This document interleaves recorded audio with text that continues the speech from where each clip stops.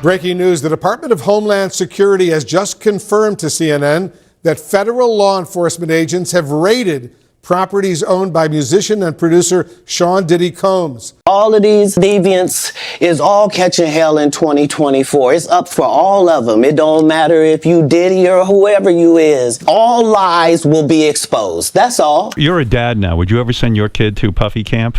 Hell no. Starting to act different, huh? You ain't been calling me and hanging out the way we used to hang out. Well, I mean, you try to get in contact with me, through all my, partners and whatnot. Mm-hmm. But industry and not knowing where to turn, and everyone, telling me they love me and just turn their back on you in a second. Fala com a gente, que eu sou a Nath. E eu sou a Isa. O que a gente vai fazer aqui hoje? Hoje a gente vai falar sobre as acusações contra o rapper Diddy. Todos vocês têm bombardeado a gente pra gente falar desse caso que tem dominado a mídia estadunidense. Basicamente estão referindo a esse caso como o caso Jeffrey Epstein de Hollywood. E como nós cobrimos o caso macabro do Jeffrey Epstein e toda a ilha Epstein e várias celebridades apontadas como possíveis cúmplices desse caso tenebroso, a gente falou, vamos trazer o do Diddy também. Todos nós crescemos ouvindo as músicas do Puff Daddy, às vezes P. Diddy, às vezes Diddy, às vezes Sean Combs. Todos nós conhecemos as músicas dele.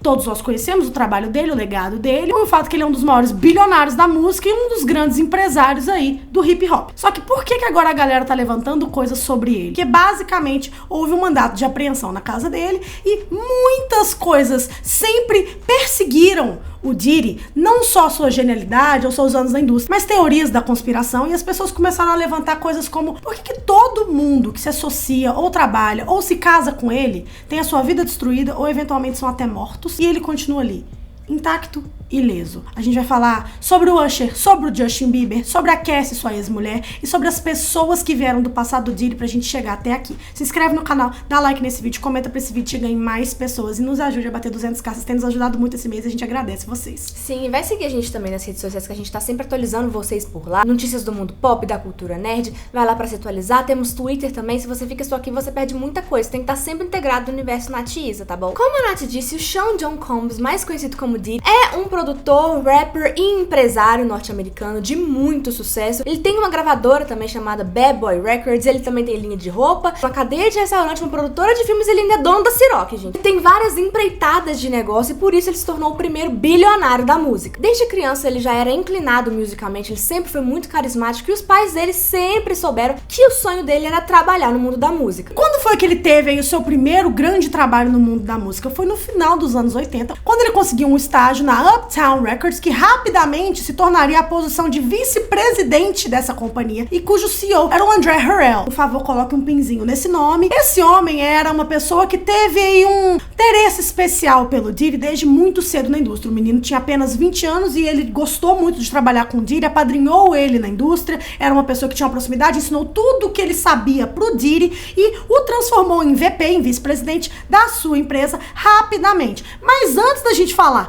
do Diddy na indústria, mais pra frente disso, a gente tem que também falar um pouquinho do André Harrell, que iniciou a Uptown Records com pessoas como o Diddy. O Diddy trouxe aí seu amigo e rapper Heavy D. Ele era uma pessoa que já, assim, era muito boa em talentos, em scouting, sabe? Essa coisa de conquistar novas pessoas. E o André Harrell aprendeu tudo que ele sabia e passou pro Diddy com o Clive Davis, que era basicamente o maior mogul, né, o maior empresário da indústria da música naquela época. Mas por que a gente tá falando de figuras como esse André Harrell, como esse Clive Davis? É pra vocês entenderem, a gente tem feito vários vídeos, né, sobre Quiet on Set, e a gente falou nesses vídeos, a gente vai reiterar aqui que a gente acredita muito que abusos geram abusos. Então pra vocês entenderem aonde, o lugar onde supostamente o Diddy está hoje, o homem que ele supostamente se tornou hoje, a gente tem que entender quais foram os mentores dele na indústria. Clive Davis, gente, ele é, como a Nath disse, um cara que era muito influente no mundo da música. Ele foi o primeiro grande CEO musical abertamente LGBT e ele foi responsável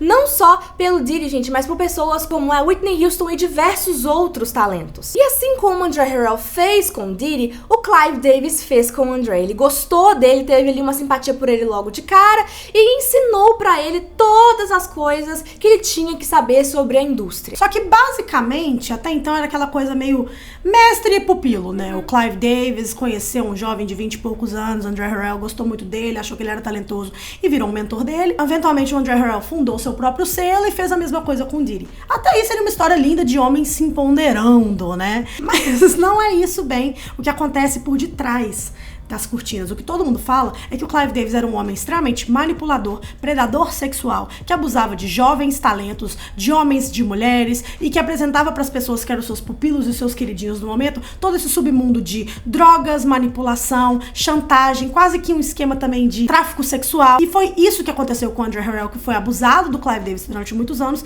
e ele repetiu esses comportamentos com o Diddy, que rapidamente se tornou a menina dos seus olhos, descobrindo diversos talentos para Uptown Records, e eventualmente fundando o seu próprio selo com a ajuda do Clive Davis e do André Harrell, que tornaria a Bad Boy Records um lugar onde a gente teria aí várias pessoas sendo descobertas, como a Lil Kim, como o Usher, como o Biggie. E o resto a gente já sabe, né, gente? O Diddy se tornaria um dos produtores musicais de mais sucesso da indústria. E o Diddy não apadrinhou só pessoas como o Usher e o Biggie, mas também pessoas gigantescas como a Mary J. Blige, a Faith Evans e a Lil Kim. Ou seja, dentro da umbrella, né, do guarda-chuva Diddy, tinham diversos artistas que se tornaram ícones do mundo do hip hop. E dizer que o Diddy era um homem controverso, gente, é um eufemismo, tá? Porque se a gente for contar que todas as controvérsias e tudo que ele já foi acusado de fazer ou que fez, a gente vai precisar fazer um documentário de diversos episódios, então a gente vai tentar resumir as coisas mais importantes pra vocês entenderem aonde a gente tá hoje, né, no mundo atualmente. Todo mundo sabe que ele descobriu aí o Big, que se tornou, tipo assim, a cara do hip hop de Nova York, a cara do hip hop da Costa Leste. A gente sabe da rivalidade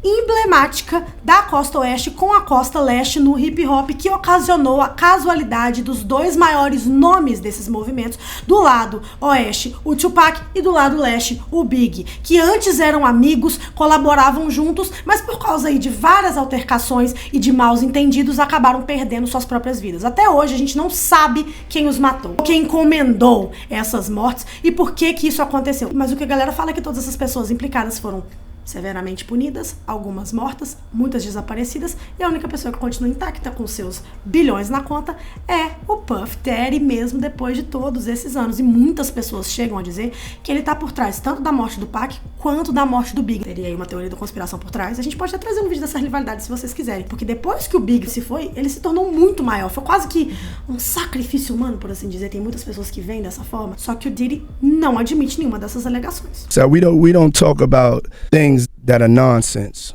We don't even entertain nonsense, my brother. Continuando a falar sobre essas teorias da conspiração, gente, porque é muito importante a gente falar que nada do que a gente tá dizendo aqui é confirmado. Só que é muito estranho que todas as pessoas ao redor dele caiam e ele continua ali, intacto, sabe? Como se nada tivesse acontecido. É muito estranho. E pra gente continuar falando sobre essa história, a gente precisa falar um pouquinho sobre o Usher. Vamos falar dele aqui agora.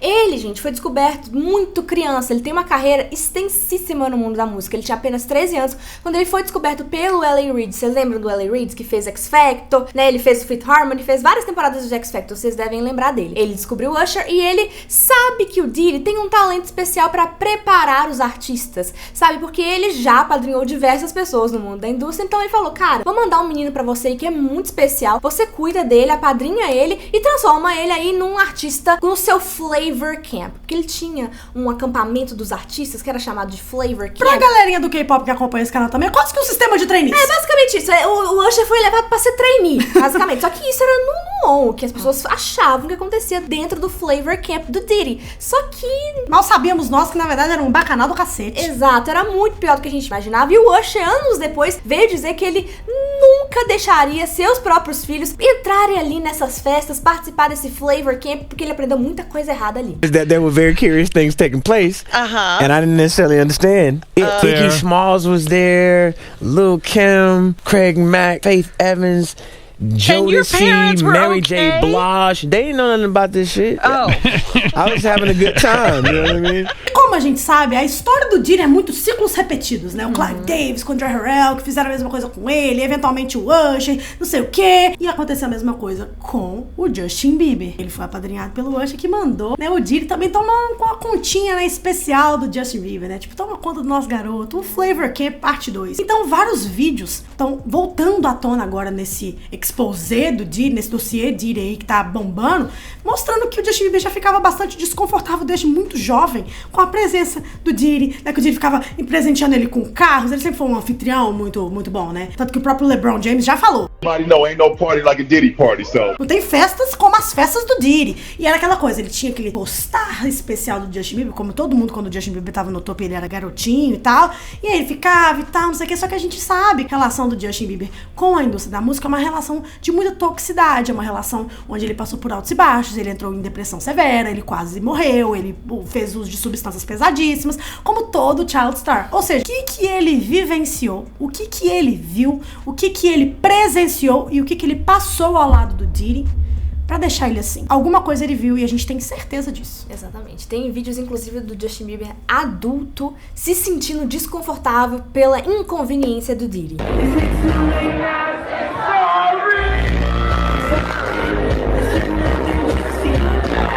O que será que esse menino viu? A gente provavelmente nunca vai saber, mas as pessoas estão trazendo esses vídeos de volta pra poder relembrar e pensar, colocar uma pulguinha atrás da orelha de todo mundo. Será que aconteceu alguma coisa ali? Só que basicamente agora a gente vai entrar na parte mais macabra, porque assim, de todas as teorias conspiracionistas em volta das pessoas que se associam por trabalho ao Diddy, nada se compara à família do Diddy, nada se compara às mulheres, principalmente, que se associam romanticamente com o Diddy. Ele sempre foi um cara assim, né, que teve muitas namoradas, ele já namorou a J.Lo, ele namorou agora durante 10 anos a Cassie, e teve uma pessoa muito importante na vida do Diddy que ficou com ele por quase 20 anos, que é a Kim Porter, que é basicamente a mãe de 4 dos 7 filhos do Diddy. Quando que ele e a Kim se conheceram, gente? Nos anos 80, quando ela trabalhava na Uptown Records, ela era secretária do Andre Harrell. Ela se aproximou ali do Diddy, eles começaram a se envolver romanticamente e eles ficaram juntos entre indas e vindas por quase 20 anos.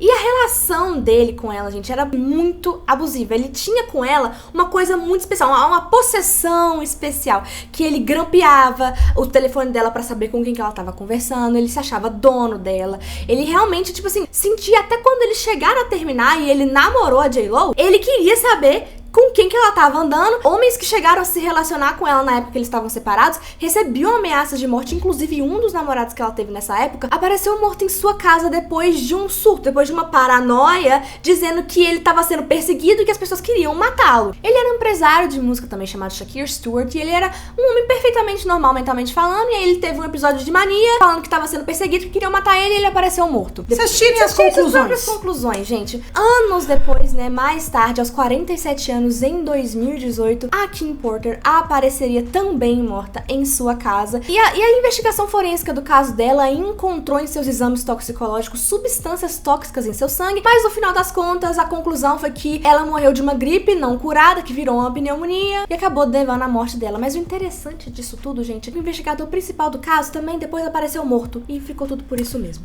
Agora eu tenho só que falar uma coisa. Quando o Diddy tinha 20 anos e ele se associou ao Clive Davis, essas pessoas ali na Uptown Records, né, com o Andre Harrell, eram 5 pessoas que eram as originais, né, os originais, tipo, Vampire Diaries, da Uptown Records. Eram 2 empresários, 2 rappers, no caso o Diddy e o Heavy D, seu amigo de longa data primeiro, o amigão dele na indústria, e a Kim, sua ex-mulher, que foi a empregada mais longa que a Uptown Records já teve, porque ela era assistente pessoal do Andre Harrell. E em uma entrevista, uma pessoa, né, que conhece bastante da indústria, chegou a dizer o seguinte sobre essas pessoas. Uptown Records started with 5 people. Andre Harrell, Al B. Sure, Heavy D, and Puffy. And Kim was the longest working employee because she was there from the very beginning. She was Andre's personal assistant. Kim is dead. Heavy D is dead. Andre Harrell is dead. The only 2 left are Puffy and Al almost died. Isn't that interesting? Todos os fundadores da Uptown Records já morreram, menos o Diddy. Todas as pessoas em volta dele morreram.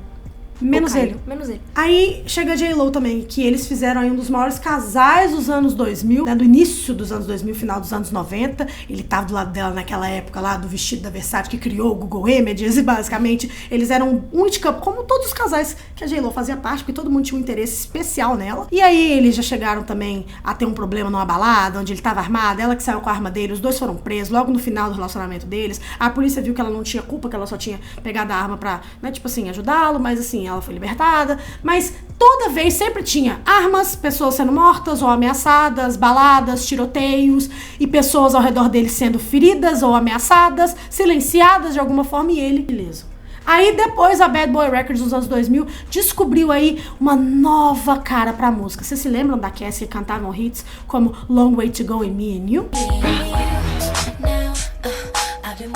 Ela era a nova protegida da Bad Boy Records nos anos 2000, se tornou rapidamente uma cantora muito popular e começou a namorar com o Diddy. Ela era muito bonita, muito jovem, e ele tinha quase 40 anos e ela 19. Começa aí. Já começa aí as problemáticas, porque o Diddy, ele tinha esse comportamento, gente. Ele gostava muito de se envolver com meninas novas que acabaram de chegar na indústria. Bonitas, né? Pra dar uma ali de vampiro mesmo e sugar da juventude do poderio delas e depois largar. Era basicamente isso que ele fazia. Já era problemático por si só. Mas a história da Cassie, gente, é também outra história de terror, porque eles ficaram juntos durante 10 anos e depois que eles se separaram, ela foi a primeira a desencadear toda essa queda do Diddy. Foi os relatos dela que levaram onde a gente se encontra hoje. O que aconteceu, gente, foi que ela abriu um processo contra ele depois que eles se separaram e ela contou os diversos abusos que ela passou na mão dele. Ela foi violentada sexualmente e ela, inclusive, era obrigada a ter relações sexuais com profissionais do sexo enquanto ele filmava. E ela também sofreu agressões físicas dele. Foram 10 anos de um relacionamento extremamente abusivo e tóxico. E, eventualmente, obviamente, como ele é um homem muito rico, podre de rico,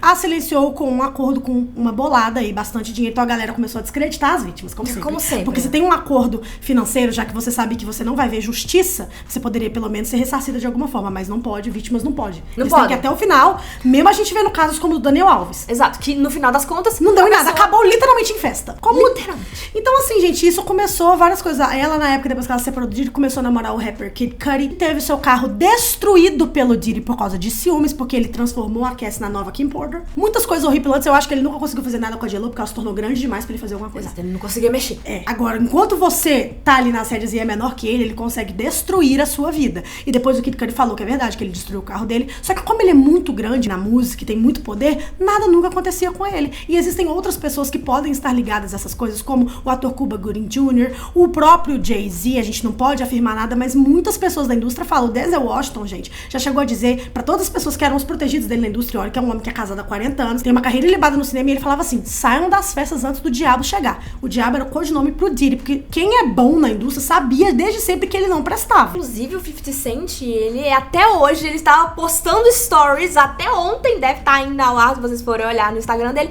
contra o Diddy. Ele tá sendo um cara que ele tá até produzindo um documentário pra expor pessoas como o Jay-Z, o Diddy, que ele abertamente sempre falou, ele nunca gostou, ele nunca compactuou e sempre soube que eram criminosos. E aí a gente chega atualmente. Todo mundo na indústria sempre soube da infâmia do Diddy, que ele era um cara meio macabro, que ele dava festas com prostitutas, ele abusava sexualmente de meninas, de meninos. Ele era um cara que permitia e facilitava pros seus amigos cometerem crimes sexuais. Isso é o que estão dizendo, e por isso que ele tá sendo investigado. Ele é um cara extremamente abusivo com suas ex-mulheres, todo mundo sabia que ele mantinha relações também com homens, e era essa coisa assim, muito maluca. Agora que a gente tá vendo até o Quiet on Set, gente, o documentário que expôs a podridão da Nickelodeon, os horrores que os Astros X passaram, o Show All That, que foi o primeiro que revelou aí a crueldade do Dan Schneider, já teve uma participação especial do Diddy, e ele compactuou de falar piadinhas esquisitas que hoje a gente vê, porra, como é que um homem de 30 anos achou que essa piada era engraçada de fazer num set só com crianças?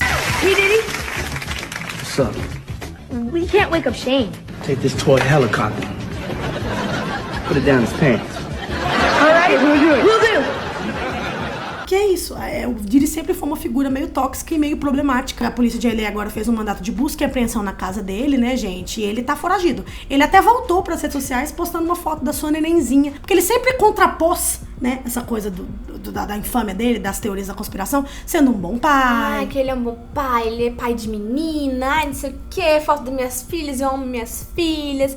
Era bem complicado. Meus agora, filhos são meus protegidos. Tudo. E agora postou uma fotinha da filha pequenininha dele, mandando feliz Páscoa pra todo mundo. A bebê perfeita, e usando isso pra, tipo assim, realmente trazer a opinião pública pro lado dele. Não, tipo, não, um paizão, gente, como é que um paizão, pai de menina, como é que você quebra o silêncio? Porque a última vez que ele quebrou o silêncio foi em dezembro do ano passado com um comunicado. Ele chegou a dizer o seguinte nos stories em dezembro do ano passado: basta é basta. Nas últimas semanas fiquei sentado em silêncio e observei pessoas tentando matar meu caráter, destruir minha reputação e meu legado. Alegações repugnantes foram feitas contra mim por indivíduos em busca de um pagamento rápido. Deixe-me ser absolutamente claro, não fiz nenhuma das coisas horríveis que estão sendo alegadas. Lutarei pelo meu nome, pela minha família e pela verdade. Segundo ele, tá sendo vítima da cultura do cancelamento e que ele não fez absolutamente nada do que estão dizendo que ele fez. Mas assim, gente, em conclusão, sinceramente, a gente olha todo o histórico, a gente contou muitas coisas aqui pra vocês, não foi tudo, não tá? foi nem de longe, não foi nem de não longe, foi 20%. Não foi 20%. Todas as alegações que tem contra ele. Então a gente tem milhares de vítimas que vêm falar sobre isso, milhares de acusações, diversas pessoas ao redor dele morrem ou caem na indústria e ele continua ileso, intacto, mas é só coincidência, é só cultura do cancelamento. Tudo é coincidência. Tipo assim, gente, se você tá vendo uma coisa que parece verde, tem cheiro de verde, parece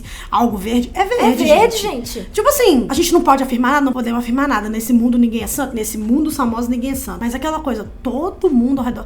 Eu não consigo conhecer uma pessoa. Não, que todo mundo ao redor dela caiu. A vida das pessoas que ele apadrinhou, ou se conectou, ou casou, é destruída. Ou mortas, né? Essas pessoas não estão nem aqui pra contar suas versões. E sabe uma coisa interessante? Pra finalizar, que todas as pessoas da Uptown Records que já morreram tinham em comum na época que elas morreram, que elas todas morreram ali entre 2016 e 2020. Todas elas estavam escrevendo biografias. Ou seja, elas iam contar o seu lado, a sua versão, a sua história no mundo da música, que com certeza mencionaria o Diddy. Então é isso, gente. É isso, se fica aí pra inscreve no vocês. canal, dá like nesse vídeo, comenta a opinião de vocês. A gente não é polícia, mas assim, tem cheiro de bosta, parece bosta. É bosta. gente. É isso. Um beijo. Tchau.